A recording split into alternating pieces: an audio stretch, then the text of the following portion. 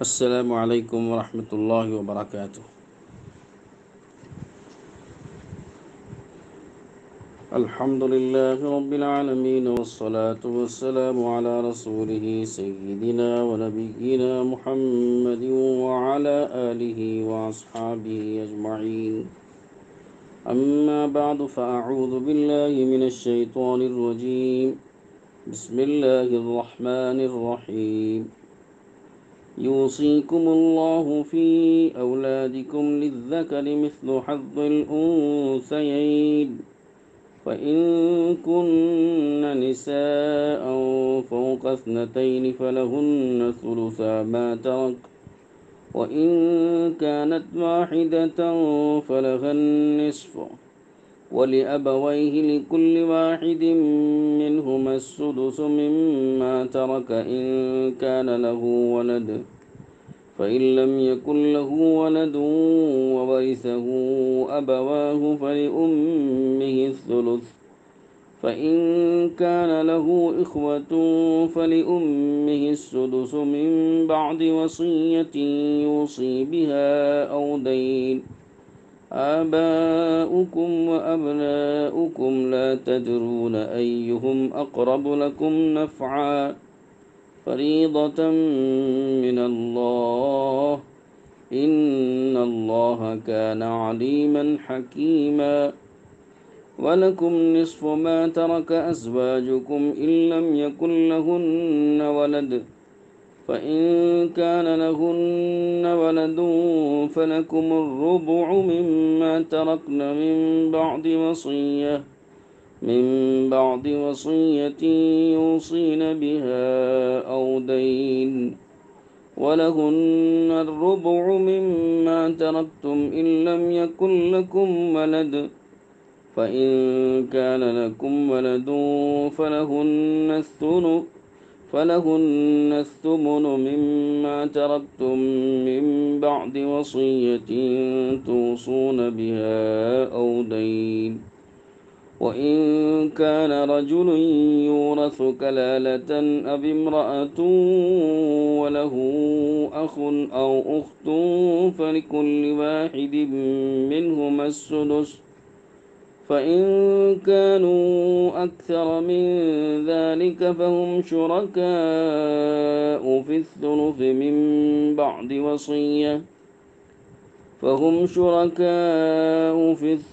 من بعد وصية يوصى بها أو دين غير مضار، وصية من الله، والله عليم حليم.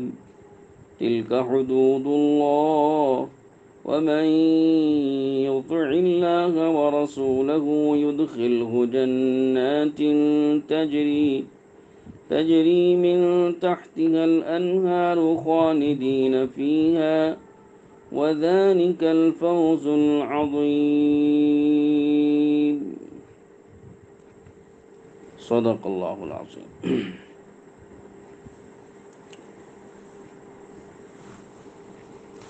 سامعین کرام، آپ حضرات کے سامنے اس وقت میں سورہ نساء کا تقریباً ایک رکوع پڑھا گیا، اور اس میں ان آیات میں اور اس رکوع میں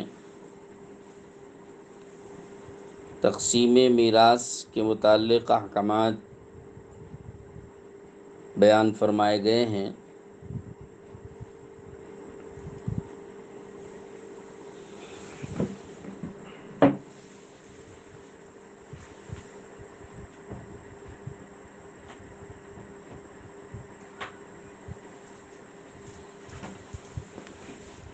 تقسیم میراث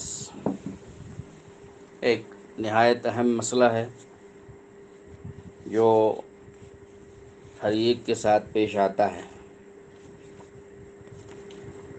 ہر انسان اپنے پیچھے کچھ مال چھوڑ جاتا ہے،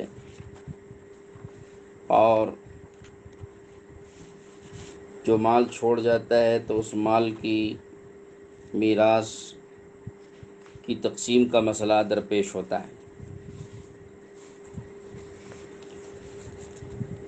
یہ جو رکوع سورہ نساء میں آیا ہوا ہے، یہی رکوع تک جس میں سارے احکامات تقسیم میراث کے بیان فرما دیے ہیں اللہ تعالیٰ شانہ نے۔ کوئی دو چار احکامات یا چند احکامات ایسے ہوں گے جو دوسری جگہ پر آئے ہیں، اور بقیہ احکامات اجماع امت، سنت رسول اللہ سے اور اجماع امت سے ثابت کیے گئے ہیں، جس کی تفصیل مستقل موجود ہے۔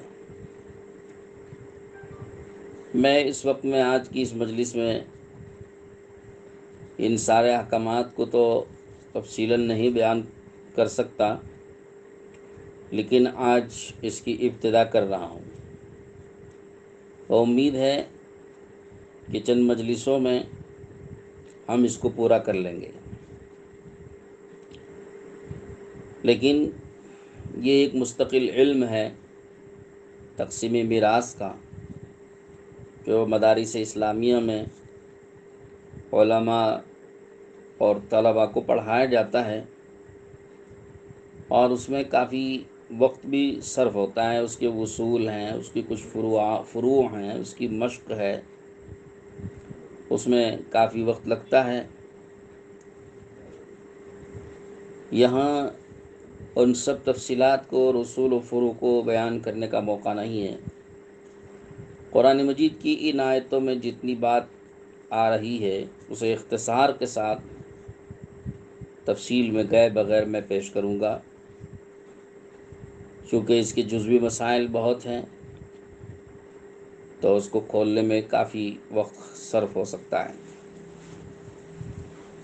ان آیتوں سے پہلے ایک آیت گزری ہے، للرجال نصیب مما ترک الوالدان والاقربون وللنساء نصیب مما ترک الوالدان والاقربون مما قل منه او کثر نصیبا مفروضا۔ وہ آیت تقریباً سب سے پہلی آیت ہے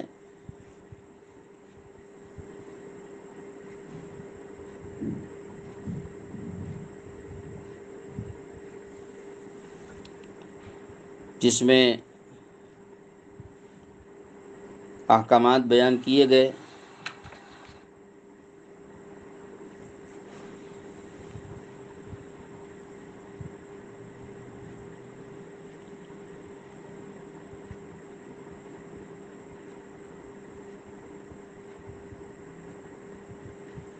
اور اس آیت کا ایک شان نزول بھی ہے۔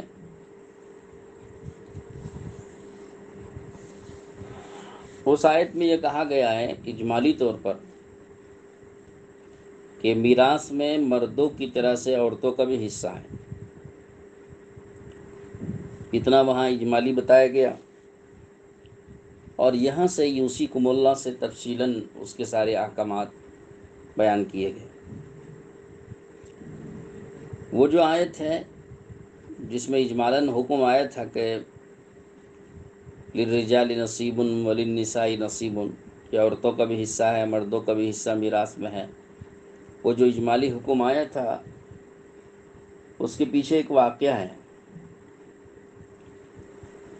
واقعے سے پہلے اس واقعے کو سمجھنے کے لیے عرب کا دستور سمجھنا ضروری تھا۔ عربوں میں ایک دستور تھا کہ میراث میں حصہ انہی لوگوں کو دیا جاتا تھا جو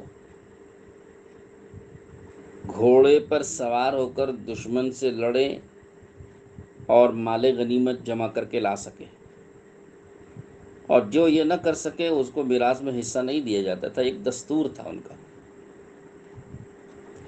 اس دستور کے مطابق عورتیں اور چھوٹے بچے خارج ہو جاتے ہیں، کیونکہ ان میں وہ صلاحیت تھی نہیں کہ میدان میں دشمن سے مقابلہ کریں گھوڑے پہ سوار ہو کے اور پھر مال غنیمت جمع کر کے لا سکیں، تو لہذا عورتوں کو اور بچوں کو میراث سے محروم کر دیا جاتا تھا اس دستور کی وجہ سے۔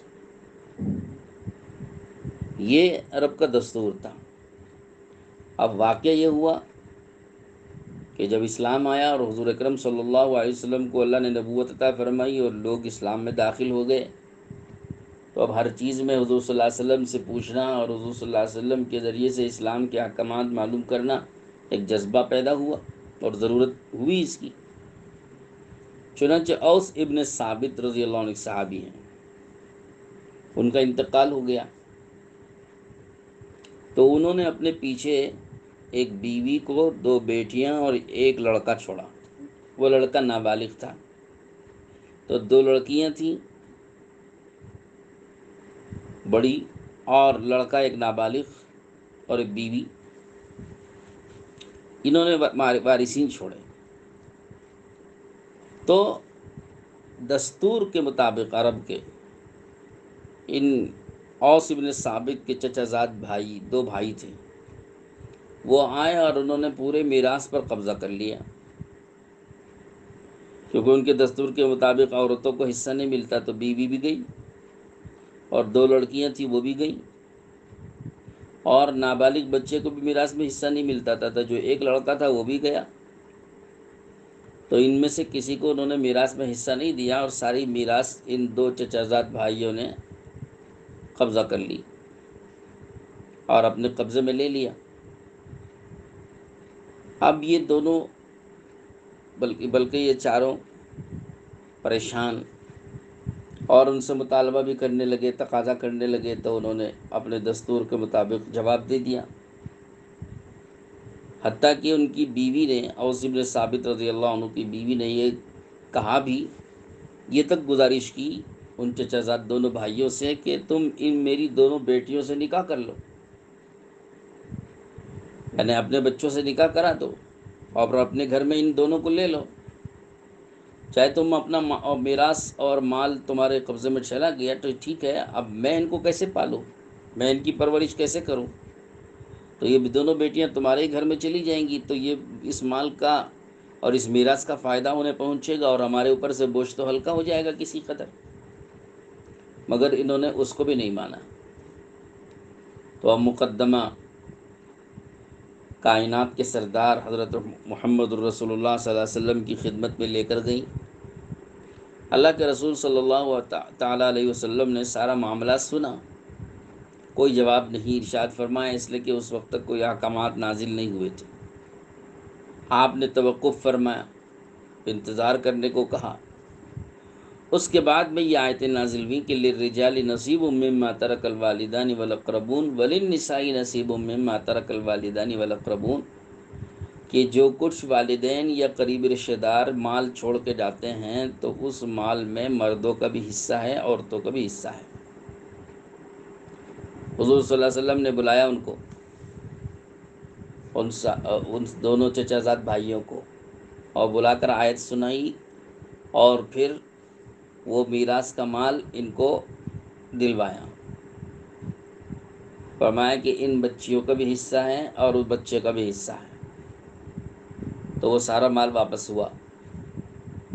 اس کے بعد ضرورت تھی کہ اس سلسلے میں تفصیلی احکامات بتائے جائیں، تو یہ آیتیں نازل ہوئی، اور ان آیتوں میں اللہ تعالیٰ نے سارے تفصیلی احکامات بتائے ہیں۔ اب وہ تفصیلی احکامات کیا ہیں؟ اللہ تعالیٰ نے بڑے ترتیب سے یہ بیان کیا ہے۔ فرمایا کہ یوصیکم اللہ فی اولادکم، اللہ تعالیٰ تمہاری اولاد کے سلسلے میں یہ وصیت کرتے ہیں۔ یہ وصیت کا مطلب یہاں پہ حکم ہے، کہ یہ حکم دیتے ہیں تمہاری اولاد کے سلسلے میں کہ للذکر مثل حظ الانثیین، کہ اگر تم اولاد کو چھوڑ کے جا رہے ہو تو ان اولاد میں سے مذکر اولاد کو مؤنث اولاد کے 2 حصوں کے برابر حصہ ملے گا، یعنی لڑکے کو 2 لڑکیوں کے برابر حصہ ملے گا۔ یعنی کوئی انسان اگر وفات پا جائے اور اپنے پیچھے اپنے بیٹا اور بیٹیاں چھوڑ جائے، بیٹا بیٹی بیٹیاں چھوڑ کے جائیں، تو بیٹوں کو 2 گنا ملے گا اور بیٹیوں کو 1 گنا ملے گا۔ یہ پہلا ضابطہ ہے جو بیان کیا اس آیت میں۔ تو اس سے معلوم ہوتا ہے کہ اگر کوئی انسان دنیا سے جاتا ہے اور اس کے پیچھے اس کے صرف لڑکے لڑکیاں ہیں، تو یہ ضابطہ ہے کہ لڑکوں اور لڑکیوں کو پورے مال میں اس طرح تقسیم کیا جائے گا۔ مثلا 2 لڑکے ہیں اور 4 لڑکیاں ہیں، تو 4 لڑکیوں کو تو 1 1 ملے گا اور 2 لڑکوں کو 2 2 ملیں گے، تو کل ہو گئے 8 حصے، 4 حصے بیٹیوں کے اور 4 حصے بیٹوں کے، ہر بیٹے کو 2 2 اور ہر بیٹی کو 1 1، تو کل ہو گئے 8 حصے، تو مال کے 8 حصے ہوں گے، صرف اگر یہ اولاد چھوڑ کے جائے تو، اور کوئی وارث نہ ہو تو۔ فَإِن كُنَّ نِسَاءً فَوْقَ اثْنَتَيْنِ فَلَهُنَّ ثُلُثَا مَا تَرَكَ۔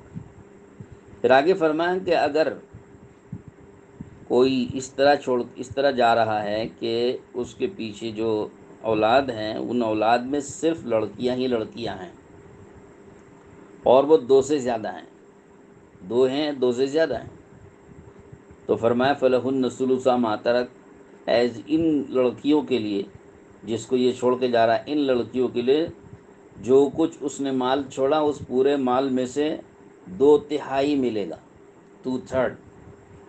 فَلَهُنَّ ثُلُثَا مَا تَرَكَ، کہ مرنے والے نے جو مال چھوڑا ہے اس مال میں سے ان بیٹیوں کو 2/3 ملے گا۔ یہ اس وقت میں ہے جب کہ بیٹا نہ ہو، اور کوئی بیٹا نہ ہو، صرف بیٹیاں ہوں، 2 ہوں یا 2 سے زیادہ ہوں، تو پورے مال، پورے ترکے کے، پوری وراثت کے 3 حصے کریں گے، اور ان میں سے 2 حصے صرف ان بیٹیوں کو دے دیں گے، اور باقی 1 حصہ بچے گا تو وہ دوسرے وارثوں کو جائے گا۔ وَإِن كَانَتْ وَاحِدَةً فَلَهَا النِّصْفُ، اور اگر کوئی اس طرح انتقال کر رہا ہے کہ اپنے پیچھے صرف ایک بیٹی چھوڑ رہا ہے، بیٹی صرف 1 ہے، 2 نہیں ہے، 2 سے زیادہ نہیں، بیٹی صرف 1 ہے، اور بیٹے بھی نہیں ہیں، صرف بیٹی، 1 بیٹی ہے اور 1 بیٹی، تو ایسی صورت میں وہ 1 بیٹی پورے مال کا آدھا حصہ لے لے گی، فَلَهَا النِّصْفُ۔ کوئی انسان اس طرح مر رہا ہے کہ صرف اس کے پیچھے 1 بیٹی ہے، تو اس 1 بیٹی کو پورے مال کا آدھا حصہ مل جائے گا، اور باقی آدھا حصہ دوسرے وارثوں کو جائے گا۔ وَلِأَبَوَيْهِ لِكُلِّ وَاحِدٍ مِّنْهُمَا السُّدُسُ مِمَّا تَرَكَ إِن كَانَ لَهُ وَلَدٌ۔ پھر آگے والدین کا حصہ بتایا جا رہا ہے، یہ تو ہو گئی اولاد کی بات، تو اولاد کی ساری تفصیل اس میں آ گئی کہ بیٹے بیٹیاں مشترک ہیں تو اس کی تقسیم کا طریقہ بتا دیا کہ بیٹوں کو 2 گنا اور بیٹی کو 1 گنا، اور اگر صرف بیٹیاں ہیں تو اس کا بھی طریقہ بتا دیا کہ 1 بیٹی ہے تو آدھا لے لے گی، اور 2 یا 2 سے زیادہ ہیں تو 2/3 ملے گا ان کو، اور وہ تقسیم کر لیں گی برابر سرابر، 2/3 مال مل گیا۔ 2 بیٹیاں ہیں تو آدھا آدھا مل جائے گا ان کو 2/3 میں سے، 2/3 میں سے، اور اگر 3 بیٹیاں ہیں تو 3 حصے کر لیں گے، 4 بیٹیاں ہیں تو 4 حصے کر لیں گے، لیکن کل تمام بیٹیوں کو پورے مال کا 2/3 ملے گا، یہ بتا دیا۔ اگر صرف بیٹے ہوں تو صرف بیٹے ہوں تو اس کا کیا حکم ہے یہاں نہیں بتایا، لیکن یہ بات احادیث سے اور اجماع سے ثابت ہے کہ بیٹا یا عصبہ ہے اور وہ پورا مال لے لے گا۔ 1 بیٹا ہے تو پورا مال اس کو، 2 بیٹے ہیں تو پورا مال ان کو آدھا آدھا، 3 بیٹے ہیں تو پورا مال ان بیٹوں کو ملے گا اور 3 حصے کر لیں گے، تو صرف بیٹے ہوں تو یہ حکم ہے۔ تو یہ اولاد کی تفصیل ہو گئی، اولاد کی میراث کو بتا دیا گیا۔ اب والدین کی میراث، اس کے کیا طریقے ہیں، اس میں کیا حصے تقسیم ہوں گے، تو اس کو بھی سن لیں۔ فرمایا کہ وَلِأَبَوَيْهِ لِكُلِّ وَاحِدٍ مِّنْهُمَا السُّدُسُ مِمَّا تَرَكَ إِن كَانَ لَهُ وَلَدٌ۔ والدین کا اصول یہ ہے کہ والدین میں سے ہر ایک کو، یعنی والد ہو یا والدہ ہو، ان میں سے ہر ایک کو ملے گا 6واں حصہ، سدس، 6واں حصہ، 1/6، 6 میں سے 1 پوری میراث کا، لیکن یہ اس شرط پر ہے کہ اس مرنے والے کی کوئی اولاد ہو تو، مرنے والے نے کوئی اولاد چھوڑی، ایک بیٹا، ایک بیٹی، دو بیٹے، دو بیٹی، اس طرح اولاد چھوڑی ہے، تو اولاد چھوڑی ہے تو اس صورت میں یہ حکم ہے کہ ماں اور باپ دونوں میں سے ہر ایک کو ایک سدس ملے گا، باپ کا بھی حصہ چھٹا ہے اور ماں کا بھی حصہ چھٹا ہے۔ اور اگر اولاد نہیں ہے تو اولاد نہیں چھوڑا، صرف ماں باپ ہیں، مرنے والا اس کے صرف ماں باپ ہیں، اولاد نہیں چھوڑا، اس کے پیچھے اولاد نہیں تھی، فَإِن يَكُن لَهُ وَلَد، تو اس صورت میں وہ وَرِثَهُ أَبَوَاهُ، اور اس کے وارثین صرف ماں باپ ہیں، تو اس صورت میں تھوڑی تفصیل ہے۔ فَلِأُمِّهِ الثُّلُثُ، ماں کو تو ملے گا 1/3، 1/3، اور باقی حصہ باپ کا، اگر دوسرے کوئی وارث نہ ہو تو، ورنہ دوسرے وارث ہوں تو ان کو دے کے بچا ہوا مال باپ کو، لیکن ماں کا متعین ہے کہ ماں کو یہاں ملے گا 1/3، 1/3۔ اب 2/3 جو بچ رہا ہے وہ اگر کوئی وارث نہ ہو تو پورے کا پورا باپ کا، اور اگر دوسرے وارث بھی ہیں موجود تو وہ کون وارث ہیں، ان کو کتنا ملتا ہے وہ دیکھیں گے، اس کو دینے کے بعد جو بھی بچے گا وہ سارا باپ کا ہے، باپ کا حصہ یہاں نہیں بتایا گیا، جو بچے گا وہ باپ کا ہے۔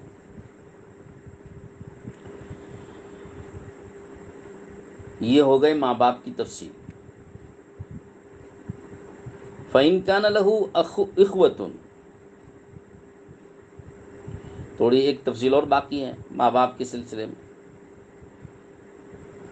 فَإِن كَانَ لَهُ إِخْوَةٌ، اگر اس کے بھائی بہن ہیں، مرنے والا ماں باپ کے ساتھ بھائی بہن کو چھوڑا، اور اولاد نہیں ہے، بھائی بہن کو چھوڑ رہا ہے، تو ایسی صورت میں اگر بھائی بہن دو سے زیادہ ہیں تو فَلِأُمِّهِ السُّدُسُ، ماں کو چھٹا مل جائے گا۔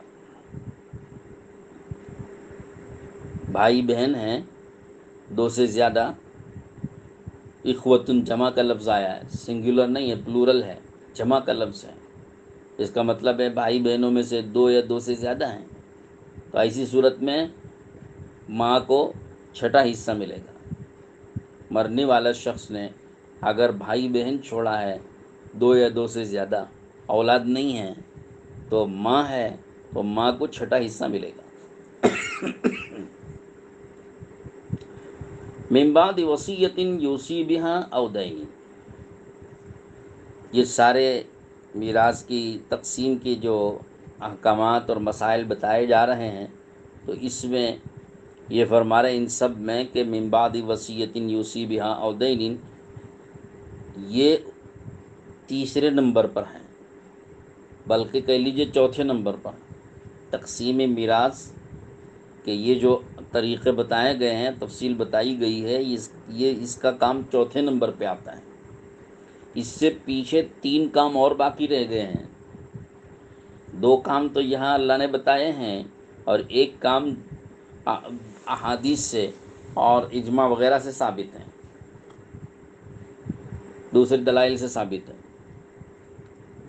وہ 3 کام کیا ہیں جو اس میراث کی تقسیم سے بھی پہلے کرنے ہیں؟ وہ 3 کام مکمل کرنے کے بعد پھر چوتھے نمبر پہ میراث کی تقسیم ہوتی ہے، یعنی میت انتقال کرے، کوئی آدمی انتقال کرتا ہے تو میت کے مال میں پہلے 3 حقوق ہوتے ہیں، ان کو حقوق متقدمہ علی الارث کہا جاتا ہے، کہ یہ میراث پر مقدم حقوق ہیں، تو پہلے وہ حقوق ادا ہوں گے، 3 حقوق۔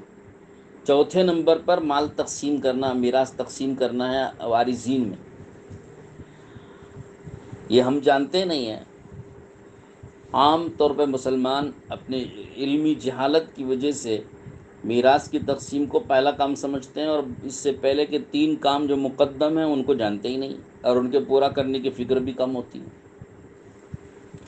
وہ 3 کام کیا ہیں جو اس سے مقدم ہیں؟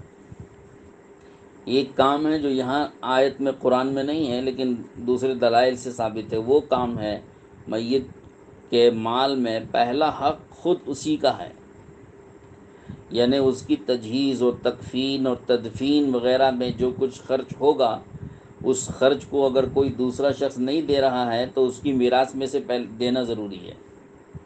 تو میراث میں پہلا حق اس کے اپنے اوپر لگانے کا ہے کہ اس کی تجہیز و تکفین میں، کفن دفن میں جو خرچ آئے گا وہ خرچ اس کی میراث میں سے دیے جائے گا۔ لوگ عام طور پہ آج کل اپنی طرف سے اپنی جیب سے دے دیتے ہیں، کوئی بھائی ہے، کوئی بیٹا ہے، رشتہ دار ہیں قریبی، وہ اس موقع پہ دل کھول کے اپنی طرف سے خرچ کر دیتے ہیں، وہ الگ بات ہے۔ لیکن اگر کوئی خرچ کرنے والا نہ ہو تو کہاں سے دیا جائے گا؟